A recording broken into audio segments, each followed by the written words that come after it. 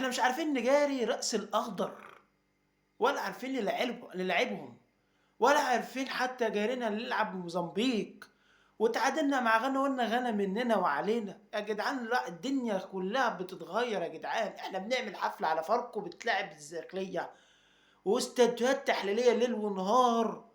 إحنا عاملين دوري ليه؟ مش عشان المنتخب يبقى كويس. وبنلعب الداخلية بتلعب مع الأهلي الساعة مثلا الساعة 8 بالليل، وعاملين حفلة و500 استوديو تحليل و500 بق في قلب الإعلام و500 تلفزيون. زهقنا يا ناس، زهقنا.